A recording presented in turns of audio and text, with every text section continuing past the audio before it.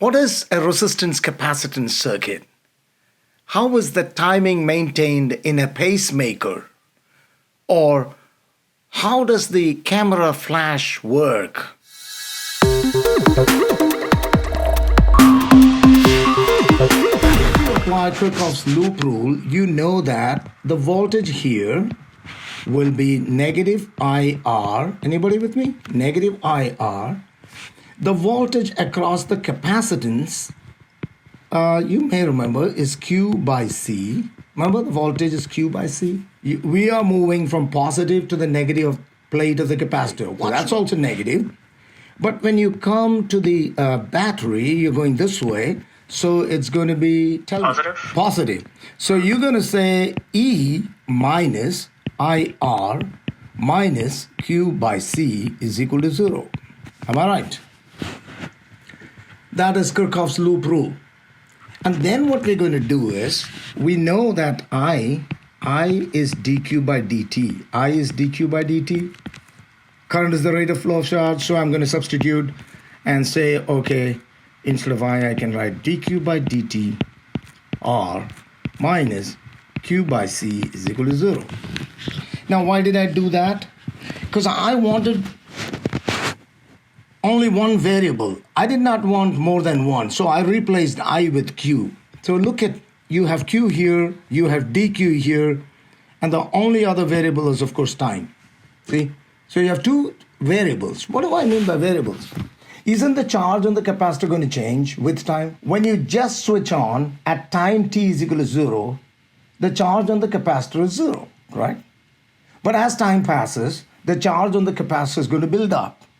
That means the voltage on the capacitor is also building up. So we're trying to get an equation. We're going to use calculus, but first we need to rearrange this equation. So I'm going to show you what we're going to do to get that equation. So this is what I told you. It's just that I put it a little different. It's the same thing. I just took the negatives to the other side. And then you have I is equal to dq by dt. But the problem is I want to collect the q terms to one side. So I'm trying to collect the q terms to one side. It's simple algebra that I'm doing now. Yeah, I took the q by c to the left side. It became E minus q by c. And then I took the lowest common multiple. I took this q by c to the other side. It became E minus q by c. Then I multiplied both terms with c. dq by EC minus q is equal to dt by RC, or 1 by RC times dt. And I integrated both sides. Now, give me the limits of integration on the left side, somebody. 0. Correct? So the lower limit is going to be 0 and the upper limit is going to be q. On the right side, the variable is time, and of course, time starts at 0 and then goes to t seconds. So you see the limits now coming up. The right-hand side is easy, and when you put the upper limit minus lower limit, the right-hand side is going to be t by RC. On the left-hand side, I'll remind you, what's integral 1 by x dx? Integral 1 by x dx. Natural log of x. Natural log of x. The whole thing, EC minus q, is u. I just call it u. Because then du will become minus dq. That's differentiation. Why? Because EC is a constant, isn't it? So if u is EC minus q, then du is just minus dq, because E times c is a constant. So you see that I replaced the dq with a negative du, right? You see that? That's all I did. Why did I have to write it that way? Now you know integral du by u is natural log of u. See that? With the negative sign. So that's the next step. Negative natural log of u. But what is u? Isn't u EC minus q? Yeah? So on the right side is t by RC. And then I have to substitute the upper limit minus the lower limit. I forgot to put the limits there. And so when I put the lower limit, of course q is 0. When q is 0, then you only have EC. Correct? EC minus q, and q is 0, it's just EC. The next step is, do you know that log A divided by, well, it's natural log. What's the opposite function of natural log? Instead of putting natural log on the left-hand side, I am going to put e raised to on the right-hand side. Okay, here we go. I'm doing two things together. All right, one at a time. So natural log is gone. Instead, I have e raised to on the right side. And then the other thing that I did is I just divided EC by EC is 1, and then I minus Q by EC. Makes sense, doesn't it? I'm taking 1 to the other side. So Q by EC is 1 minus e raised to minus T by RC. And which means Q is EC times 1 minus e raised to minus. Simple algebra. E times C is a volt. What is that? Isn't that a charge? Because charge is the product of voltage and capacitance. That is the maximum charge on the capacitance. E times C is the maximum charge on the capacitor. So I'm going to call it Q sub M. So finally, I get my formula. Of course, it's an exponential formula. That means the charge on the capacitor builds up exponentially. As time increases, the charge also increases. So Q is Qm, 1 minus e raised to minus T by CR or RC, same thing. If you take T is equal to CR, substitute, instead of the time, if you substitute C times R here, isn't that going to cancel out with the CR in the denominator? And then you would get e raised to minus 1. Somebody, speak up. 0.37. 0.37, yeah, 0.368 is what you get. So in my next step, I did two things. I brought QM to the left side, you can see, and then I put 0.37. So, but then you have 1 minus 0.37, which is 0.63.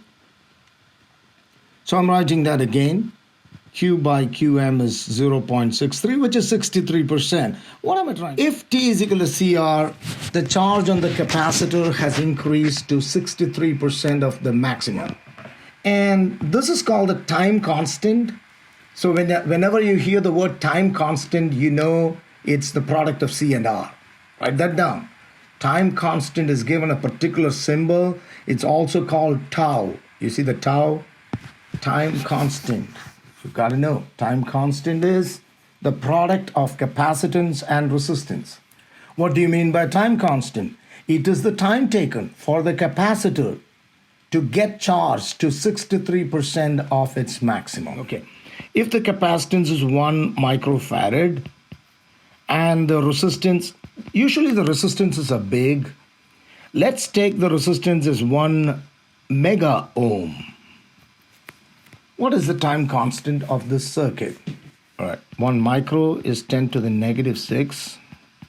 Mega is 10 to the positive 6.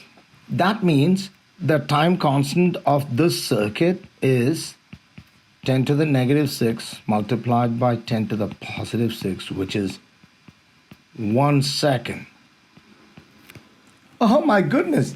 Although we use such a big resistance, still the capacitor gets charged to 63% of the maximum in 1 second. Did you notice?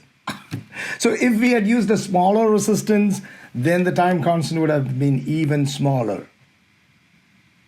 Well, it makes sense to say that if we did not use a resistance at all, then the time constant would have been 0.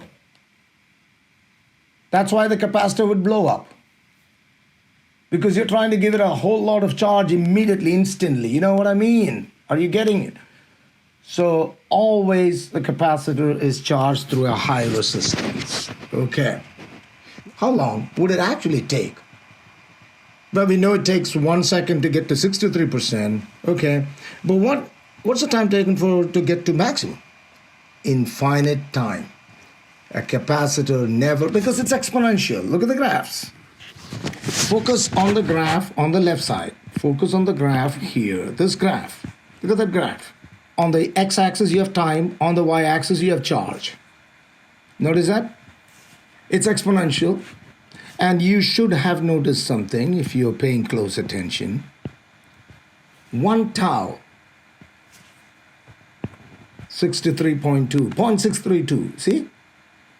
So after one time constant, that's where it's reached. After one time constant, it got charged to this point. You all see it? After 2 time constants, it got a little bit more charge. After 3 time constants, it's getting there. You see the CE? CE is the maximum charge. See? So it's approaching the maximum charge, but it'll never touch the maximum charge. Theoretically, this graph will not touch that. I mean theoretically. It'll get closer and closer. Let's look at this one. It's easier to understand. What is that? That's the voltage across the capacitor. Isn't the voltage proportional to the charge? Yeah, therefore the nature of the two graphs are the same. As the charge builds up, the voltage on the capacitor builds up. But this graph gives you the current through the resistor. What's happening to the current through the resistor? Is it increasing or decreasing? Decreasing. Decreasing. Is that logical? Are you understanding why? I is dq by dt, isn't it? Which means it's the slope of this graph. Do you see that the slope of the graph is decreasing? Let me show you. The slope is big first. It's decreasing. Oh, I'm trying. So as the capacitor gets more and more charged, the current through the circuit or through the resistor is decreasing. So when the capacitor gets fully charged, the current through the resistor would be 0. You got it? Same thing about the voltage across the resistor. So both of them are decreasing. And I'm not deriving the equation for discharge because that will take a whole lot of time, and it's actually easier than deriving the equation for charging. Let me just give you the starting step. Discharge. We're looking at this. We are all looking at this circuit. Isn't that the circuit for discharge? And if you apply Kirchhoff's loop rule, you're going to end up with 0 is equal to minus IR minus Q by C. See? Because there's no voltage. Isn't that? So when you do that, you're going to end up with this. When you go through all the calculus, and some students will look at this and say, "Ooh, it's exactly the same." And I would say, "No, you blind." You know why I'm making such a big fuss about that? Because that's exactly what students do on the exam. They won't take care about, is it talking about charging or discharge? It happens multiple times. So what's the difference? Do you see the difference? There's no 1 minus here. You notice? Please write it down. There's no 1 minus here. Okay, maybe if I write the charging equation down below, you might see it.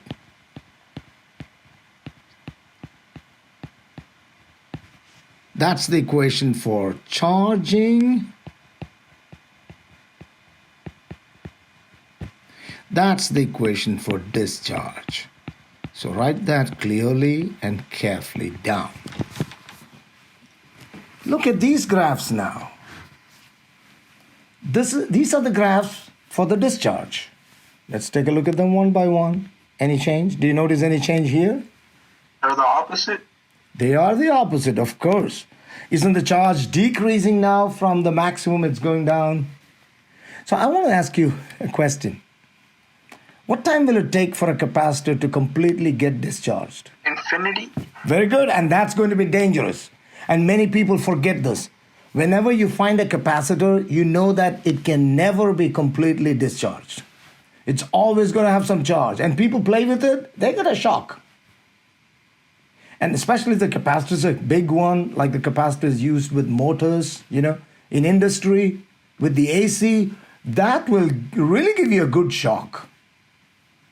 So remember that. A capacitor never fully discharges. All right. The voltage is the same. That's the same pattern there. But when you look at the current through the resistor, that also switched. Do you see that? Q is equal to QM e raised to. That's the equation. And if T is equal to CR,